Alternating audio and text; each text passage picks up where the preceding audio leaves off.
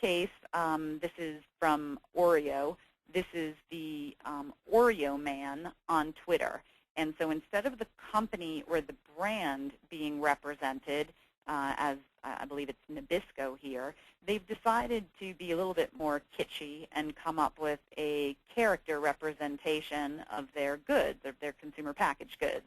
And so this is something that you need to think very closely about and should be evaluated carefully before launch of the contest. Is it going to be the brand that's speaking? Is it going to be a product or industry expert who's the representative for this social media channel or the social media promotion? Are you going to come up with, as in this example, a character?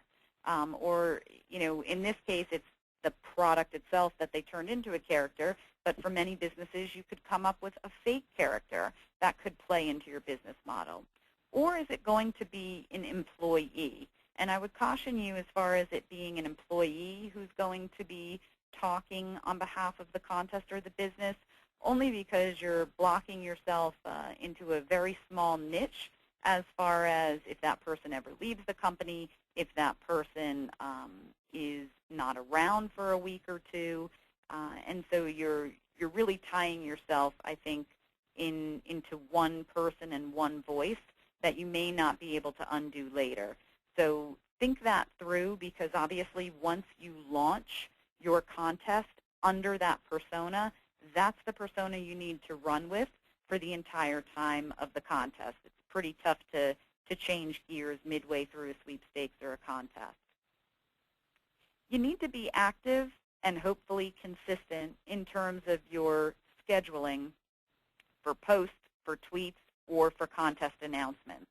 And so you may want to do some research, and in some cases it may be manual research as far as the fans of your Facebook page and what geography they're located in as far as what time zones and what time it may be best to announce. If you have a daily winner, what time should you announce that daily winner?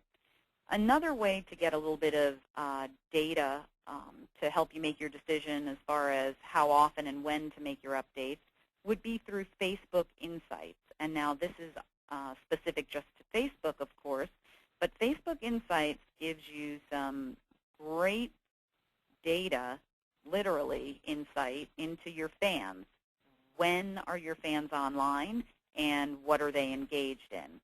So once you do set that standard that we are going to announce our daily winner at 11 o'clock every day, or we're going to announce our weekly winner every Friday, once that expectation is set, then you need to carry through and be consistent with it to meet the needs or really the expected needs of your audience and of those that are participating in the contest. Creating a successful promotion within the social media channels is really creating value, giving people a reason to want to spread the word, encouraging participation. By making the offers exclusive to the social media channels, whether it's exclusive to social media as a whole, so this is good for, our Twitter followers, our Facebook fans, our YouTube subscribers, or it could get more granular as far as we know our Twitter followers like this, so we're going to give these types of updates and special offers and incentives and coupons to those on Twitter. And then we know our Facebook users like this, so we're going to gear our communication and our promotional messaging a little bit differently. That may take some time for you to determine. So for those of you who haven't already been active in social media, you may not be there yet.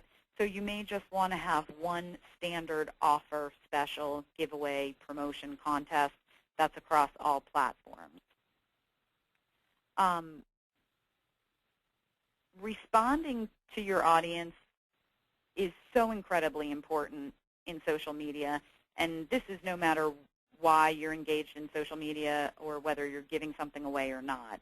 It's incredibly important whether it's good feedback or bad feedback or whether the messaging is positive or negative.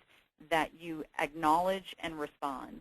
And actually, more times than not, you're able, for any of the negative commentary, tweets, posts that you may see or hear about your company or about the contest on social media, oftentimes we've been able to see the company or the brand turn that negative situation around just by responding.